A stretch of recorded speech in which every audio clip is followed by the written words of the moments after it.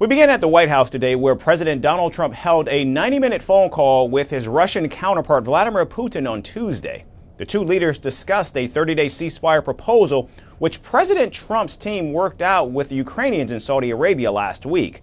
While Putin agreed to stop attacking Ukraine's energy infrastructure temporarily, he did decline to endorse a full month-long truce.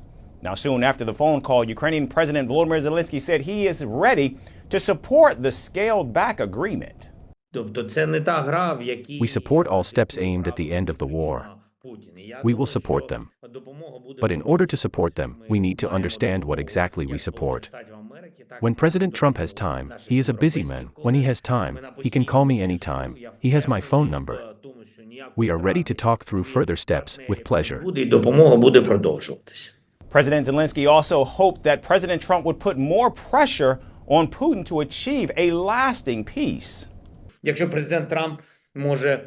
President Trump can put more pressure in terms of details and force him to stop striking the infrastructure and the sea, if this is the first step and there are no other steps, then he should share the details on how we are going to do it.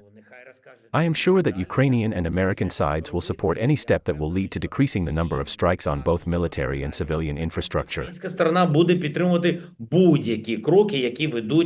However, the Ukrainian leaders' hopes and dreams were, in fact, short-lived as Russian drones immediately struck a hospital and power facilities in Ukraine.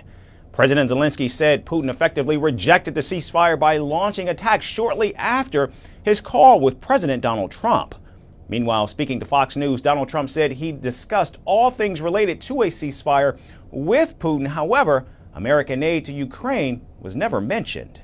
Well, you have a situation where you have a lot of guns pointing at each other foolishly, because it would have never happened if I were president. That was not a war that was supposed to happen, and it did happen. So that's where we are. And right now, you have a lot of guns pointing at each other, and a ceasefire without going a little bit further would have been tough.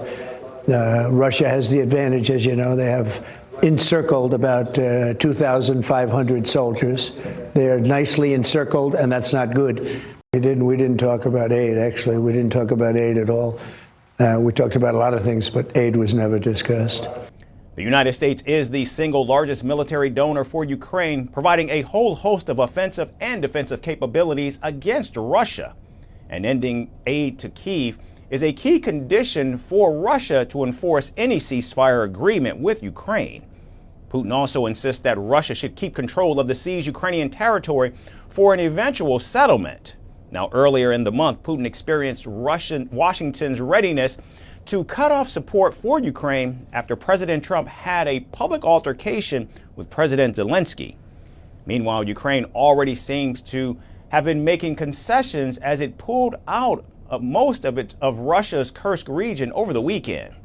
And now, as talks for the much-anticipated ceasefire are set to continue in Saudi Arabia this Sunday, it's unclear if President Trump, who proclaims himself a master deal maker, can move Putin to a place where both sides come out ahead. If this limited ceasefire is any indication, however, Donald Trump certainly has his work cut out for him. Do you think that Ukraine is at its weakest position? This war is not about Ukraine. Do you believe that your president was insulted? Yes or no question. Is Ukraine prepared to pay the price for that peace? No compromises at the cost of territorial integrity and sovereignty. Diplomacy will work? Yes. Do you think Russia will give up the territory if there is no ceasefire? Do you propose to keep fighting? We are ready to resist. Do you think there will be peace? Many countries gave us 3 days. President Trump said you don't have any cards. We do not have another choice. How do you keep fighting? You ask me once again the same question. Because you've not answered my question. We have enough capacities to keep fighting.